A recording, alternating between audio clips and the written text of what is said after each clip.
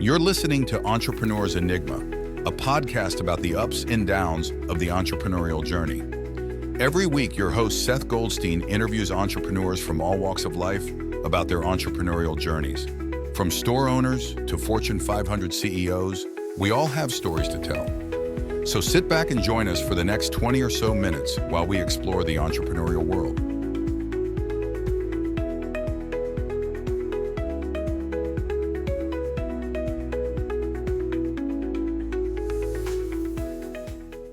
Hey everybody, welcome to another edition of the Entrepreneur's Enigma podcast.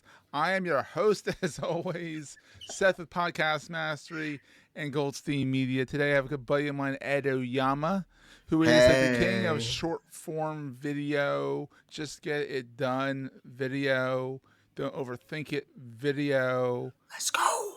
Let's just go and get the content out there video. So a little background on Ed. Ed used to hate being on camera. Now, if you know Ed now, it's kind of shocking because he's always on camera doing silly stuff and whatnot. But 20 years ago, he had a blast editing videos for his church's college group, but he couldn't talk on camera to save his life. But then one day he tried something different. He stopped chasing perfection. That's okay.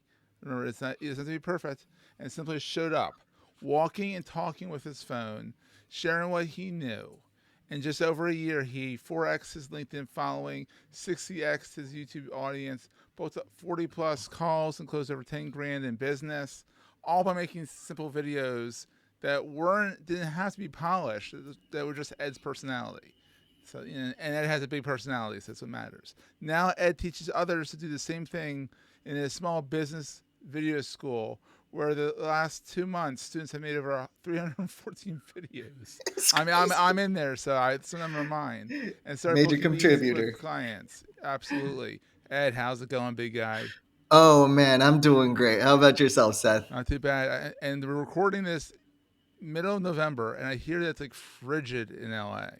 Oh, it is so cold. It's like 59. What are we doing below 60, Seth? What are we doing? For me, it's 42 in Philly. I'm like, I get it. I've lived in cold places. Honestly, you know what I miss? I miss the leaves changing. You got these palm trees everywhere. We got some good leaf. You don't get leaves changing? I watch TV and I'm like, snow, man. I don't like snow in January, but that first snow, it's magic. We don't got no magic. Like the first snow. I always like the first snow. Yeah, and then shoveling the first snow, and then after that, I'm like, I'm done. Once you start shoveling it, you're done. It's like, okay, I don't like it no more. It's not as magic when I'm shoveling.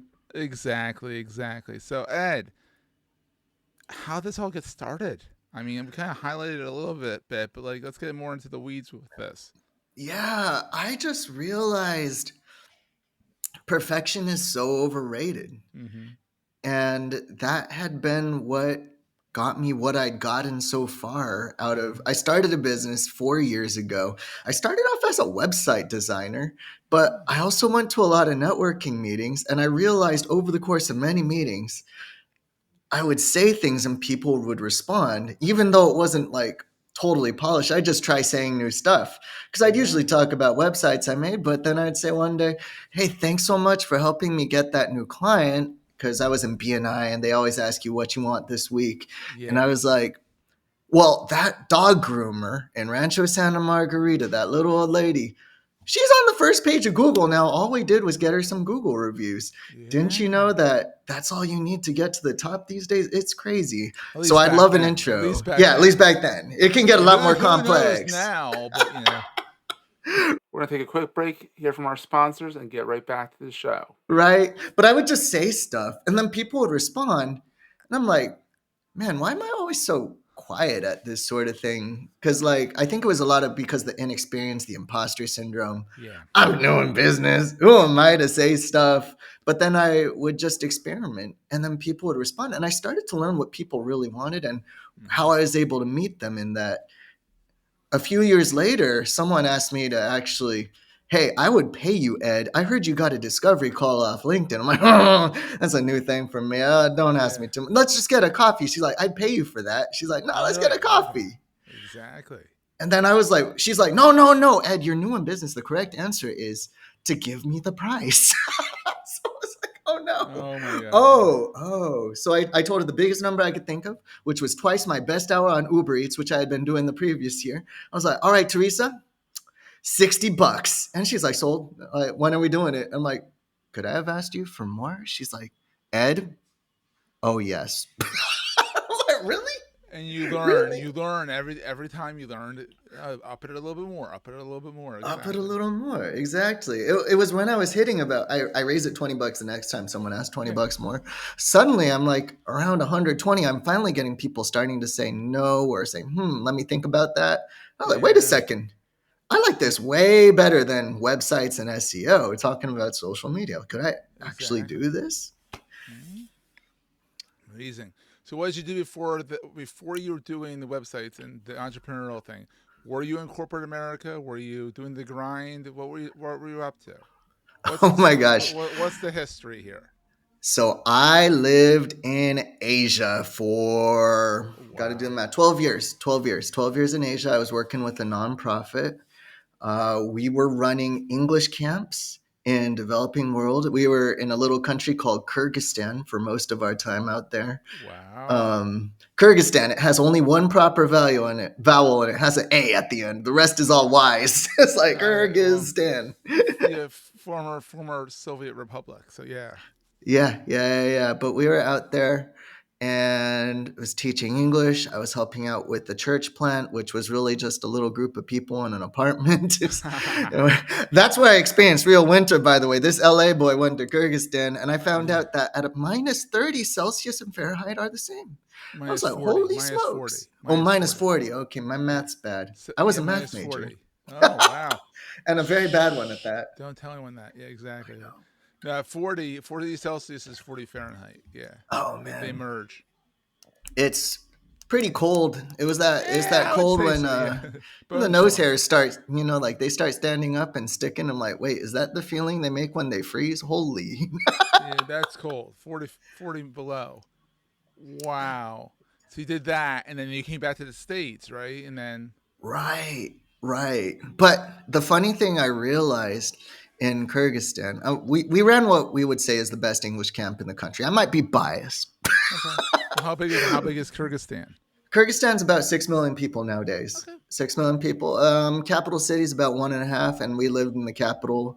We saw a revolution in 2010. That was kind of crazy. Happened just Wow. down the street from my apartment. Oh, you looked out the window and like, oh crap, there's an uprising. Oh wow. We were literally at the grocery store because one of our friends tipped us off. Her dad is a security guy and runs a security company in the city. He said, tell your foreign friends to go stock up on food and bunker down and lock the door. And so we're at the shop and just, I don't see nothing going on. It's really quiet actually. So we were checking out. And then as soon as we're almost done, the cash register, he's like, Zakrita, we're closed. I'm like, oh shoot. Why are they closing? You look out the window. There's a With mob of about 200 people with the Molotov flags. cocktails. Yeah. Yeah, they got the AKs, and I'm like, oh my gosh, she was right. Lock the doors, go home. Oh my god. Yeah, it was madness. But as far as revolutions go, thank God that was a short one. Huh? It really took them about 48, 30, 36 hours ish to get the bulk of it done and get the president out. And you got your rebels sitting on the president's chair and taking their obligatory pictures. And well, we did it, guys. There we go.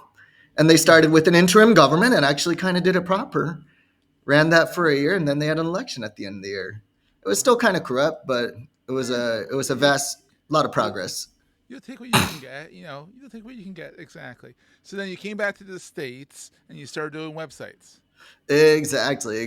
I was still doing church stuff in Yeah. 2020, but it was 2020. We were doing church Yeah. stuff at USC and UCLA, and Mm-hmm. colleges closed, churches closed. We're like, what you do? Everyone looks at Ed. Ed, you built a website before, didn't you? I'm like, 20 years ago.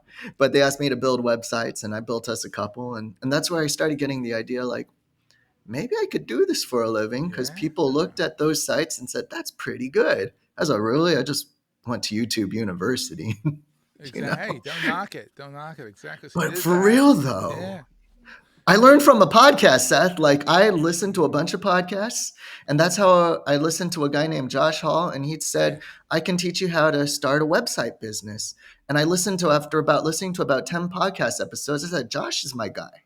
Yeah. Josh knows what he's talking about. I know, like, and trust Josh. I've spent the last, I don't know, 8 hours of my life sitting with Josh, and I've just learned so much. I like Yeah. Josh." Then I bought in. You bought in, and then the pivot came. And Yes. what was it? I mean, I know you're in B9, you're undercharged, and you're like, okay, I could charge more next time. But like, what was it like to say, wait, here's a pivot? Oh, so this is what pivot is. Right, right. Well, in that process of like raising my prices and thinking about stuff, I tried to run different iterations of the business that just didn't feel like me. So I tried Yeah. becoming a local SEO agency.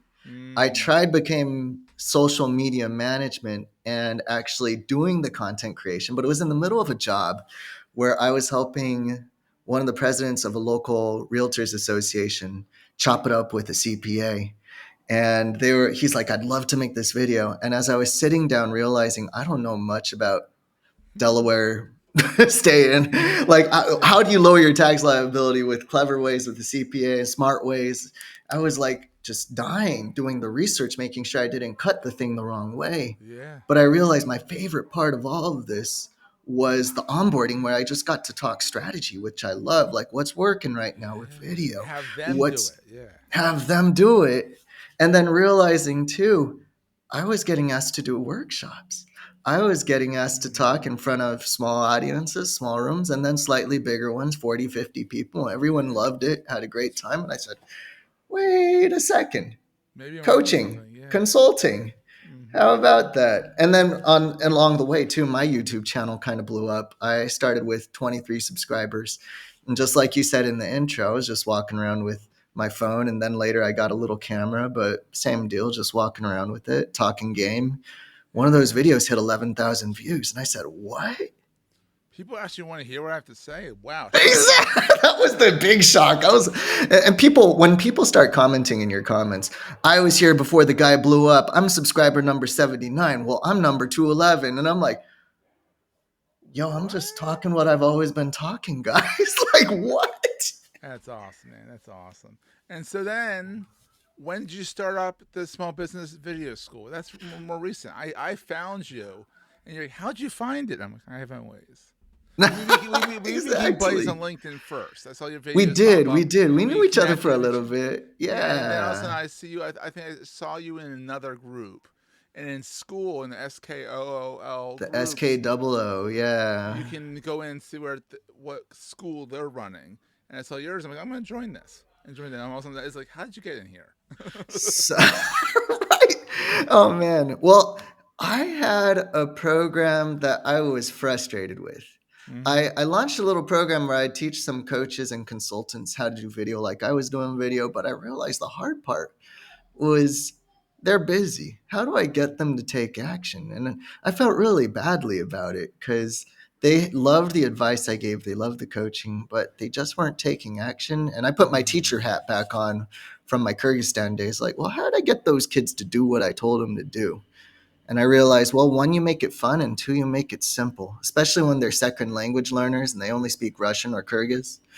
You got to make it fun and easy. Yeah. Otherwise, they're sleeping, and sleeping kids don't learn very well. I'm like, No, they don't. okay. Surprisingly. Mm-hmm. So I thought about that a lot. And then I just went super back to basics. I started one thing because my business coach, Stacy Ansley, told me, try breaking it down into its simplest form and what can you help people do Mm-hmm. in a challenge in just 3 days. And I said, well, I can help them make 3 videos in 3 days Oh yeah. because we can stop overthinking this stuff. I've got a 5-minute video script that I think will work. Let me see if it actually works. And Mm-hmm. my first 3 people made 15 videos. And I'm like, okay. Actually, no. They made, let's see here. The first 5 people made about 10 videos. So not everyone finished all 3. But the thing that I told them was, the crazy thing on day 3, the final reveal, I'm like, I got 2 clients just from LinkedIn making 1 video a week, guys. Yeah. You doubled that this week. Even if you didn't hit all 3. Mind blown. Exactly. Yeah. You don't got you Shocker, just isn't did it? that. So but after running that challenge for the 4th time, I was in school with there's a couple guys I've been learning LinkedIn from on school. I was learning how to write for LinkedIn from a guy named Colin Strachan, and then another guy, Jimmy School's Lai. awesome. They're School's onto so something. good. They're onto something. Yeah. Yeah, and then Alex Hormozy did his huge thing this summer where he just talked a lot about his new book and then offered a lot of cool stuff, but said, hey, you want to get on school? There's never been a better time. We're going to drop the price to nothing for a few months. Hop in. All right. I was like, sure. And Jimmy was peer pressuring me. Jimmy lied, to his credit. Like we have like fake beef with each other. We're having a lot of fun, but he was screwing with each other. And Jimmy's like, dude, just do it. I'm like, all right, I did it. And I started it, and he was the first person. We're just chilling. He's like, so what's small business video school gonna be? I was like, I don't know. Maybe I'll help him make. Exactly. Let's do 2 videos in 20 minutes. Let's one up ourselves, and let's just do that. Trying. Exactly. Let's just do that. And then started inviting people. Hey, if I did this thing, if I could help you make 2 videos in 20 minutes, and I just DM'd a whole bunch of people that I knew on LinkedIn because I was writing and I now had a following. I said, if I could help you make 2 videos in 20 minutes, would you be interested? They're like, heck yeah. I'm like, okay. Slowly got the list together. And then after a couple of weeks of that, I said, all right, I'm opening the doors. We're doing 2 videos in 20 minutes. Here's the deal. It's free if you do it in the next couple of days. If you don't, I'm going to charge you $29. Which is still, I mean, it creates a little urgency. But yeah. if you don't get to it and you still want to do it, $29 ain't bad. It ain't bad. Because I know people got life. That's one thing I know. I got a lot of life going on. I'm taking care of my dad and stuff and my kids. I'm sitting there in your school waiting for the next, I think today is Wednesday. So, buddy, you got to get that assignment up there, buddy. Yeah, I'm actually, for the first time, I'm actually several weeks ahead in my notebook. I'm like, I got the next 2 prompts cooked up. Oh, that's awesome. I love it, my friend. I love it. So, all right, so here's a question for you. What is the best thing about being an entrepreneur? Because you kind of were an entrepreneur in Kyrgyzstan, helping kids and stuff like that. But this is like, you're really doing it now. Like, this is like make or break. What's the best thing? You know, the best thing about it is that you're able to tap into the best of you. Or you have the opportunity to, at least. Mm-hmm. You have the opportunity to tap into the best of you and solve a problem that really changes people's lives. Mm-hmm. I mean, there's other answers too. I really do appreciate the flexibility, especially now that I suddenly became a caretaker for my dad last week. But I think we were discussing that before the show. A stubborn boomer. My gosh, right? And being able to be there with all the doctor's appointments and random nurses, like the flexibility, which is nice. They ain't running their business well. I call for an appointment. They say, okay, we'll do it tomorrow. They do it on Wednesday. I'm like, well, okay. They're not going to leave a good review for you. But on the other hand, though, like really, there's a lot of different things I could be doing. And I got to iterate. So I did the websites. I did this and that. I've done a lot of college ministry. I love hanging out with people. But I realized I love helping people communicate. There wasn't really an opportunity for that. I love goofing off on camera and having fun. And I love helping people have fun. I have professional fun is the strategy, Seth. Fun is the strategy. Absolutely. It has to be down to earth and fun and bubbly, and that's what you got. Now, on the flip side, what keeps you up at night being an entrepreneur? Oh my gosh. What keeps me up at night? You're creating something from nothing. Mm-hmm. And when you're creating something from nothing, the upside's big, but you have to be able to keep playing the game until you get there. Absolutely. Like this last 2 years has been a lot of investing in different programs and learning how to, like run a group program, how to run a community, how to, like, what kind of gear am I doing? I've actually spent a lot on my self-learning video because that was a lot of how I got more comfortable on camera. I just tried out everyone else's courses and started applying what worked. Supermarket, I take what I need, I leave the rest, and I keep moving. Absolutely. You gotta do that. Absolutely. So here's another question. What is the most important thing to carry with you all the time? Ooh. That is the question of the podcast. The What is the most question. important thing to carry with you all the time? And you can't say video camera. No, I wouldn't. I wouldn't say that. I would say that's the medium, but the idea, like this, Yeah. the thing behind the thing, I would say it's messy, imperfect action. Love that. Love Right? that. Yeah. Because that it makes you just look genuine, and it really gets to the cross. That's kind of key. Yes. Yeah, just go on and do things like that Shia LaBeouf meme from a few years back. Just do it. It's exactly that. Like Love you it. you can't steer a parked car. You You can't. can't steer a parked car. It ain't Once the moving. car's moving, you can turn it. You might be going the wrong way, but you can swing it to the left or to the right. You'll be fine. But you got to get the Well, thing moving. hopefully it'll be fine unless you hit something. But Oh yeah, yeah. you can avoid Always things. dodging and weaving in that car. Oh Dodging and man. weaving, dodging and weaving. So Ed, where is it? So obviously the biggest place to find you online, other than the your little school area, Yes, which the link sir. will be in the show notes. It's also LinkedIn. He is prolific on LinkedIn. His videos are hilarious and insightful and fun. Just give him a follow over on LinkedIn. I think it's a great place to kind of get the sense of Ed, and Yes, really get his sir. personality. Aw. He's got a big personality. So You too. You too. Oh it man. takes him to know him, right, buddy? This is 100%. Awesome. 200%. And we'll see everyone next week. That was a great show. If you're enjoying Entrepreneur's Enigma, please consider giving us a review in the podcast directory of your choice.